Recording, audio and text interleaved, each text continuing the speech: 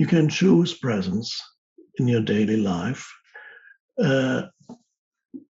One thing, yes, as I said, is notice when presence arises spontaneously, when you can look at a person, suddenly a person appears there in front of you, and you look at a person. And again, for 2-3 seconds, there's no interpretation yet. And sometimes in those 2-3 seconds, you can already sense something about that person. You have an intuitive perception of that person.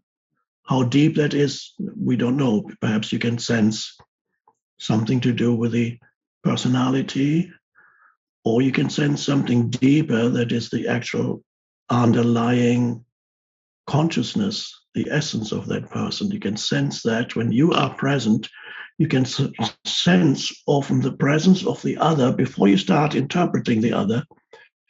You can sense their inherent presence or consciousness beyond personality. You're also aware of personality, but beyond personality, you can sense one could say, their beingness. And then the mind usually comes in and perhaps has something to say about the person, and you have some kind of judgment or whatever it may be.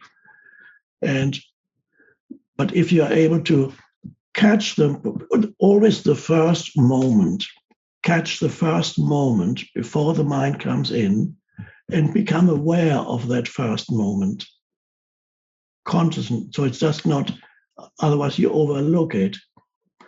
So often for people, the presence, many people, most people have brief moments of presence, but they don't know it. It's overlooked.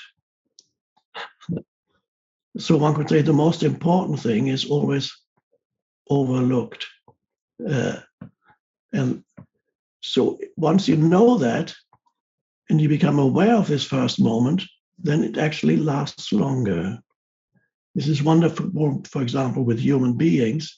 You meet a human being, you look at him, her, whatever, and then you become aware that for the first 2 or 3 seconds, you're not judging, you're just sensing. Through your own presence, you sense the presence of the other. And when you become aware of that, it can last much longer. You don't have to immediately compulsively judge the other. And that's a wonderful thing. It changes the way in which you relate to other human beings. If you can refrain from judging, the compulsion isn't there anymore, because there's something else that's deeper. And that brings about a connectedness between humans that otherwise would not be there, because the moment the mind starts judging, separation comes in, a sense of separation, and the human being that's in front of you becomes the other. Now, that's very important, because the other, if you are operating exclusively from an egoic state of consciousness, without any awareness of any transcendent dimension within yourself or the other, then the other, you depend on the other as an ego. In the absence of awareness, you depend on the other to be as other as possible, because you define your own identity through the other, what it is not. If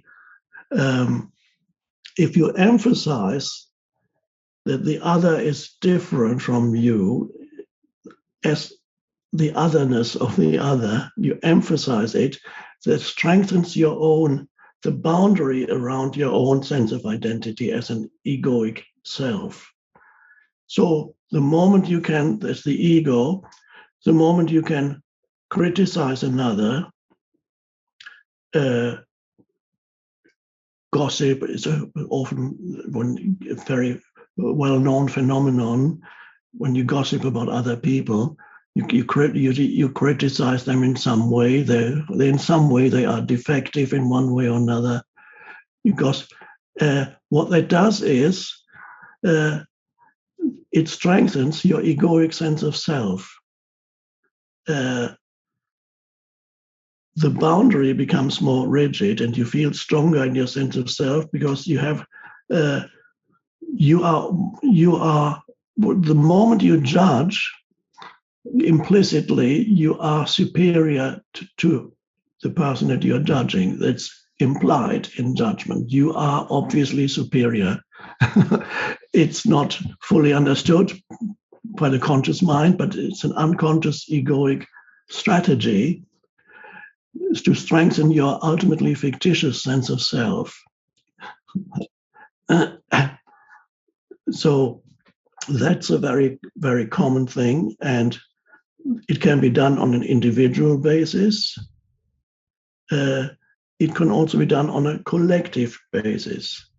Then you see that if you identify with a collective conceptual image of who you are, which could be whatever these days, it could be political, or these days very popular things are gender and race.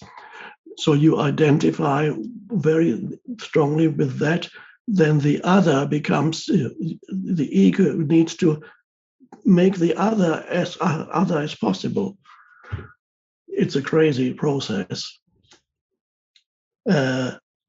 It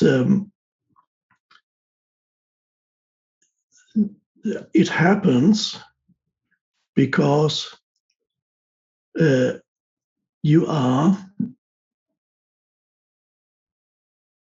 unconscious, which means you're not awake yet. That's when you're in the grip of these patterns, inherited, conditioned mind patterns. You're in the grip of them. They have you in their grip, and you don't even know it, because you're so identified with the mind patterns that you are the mind patterns.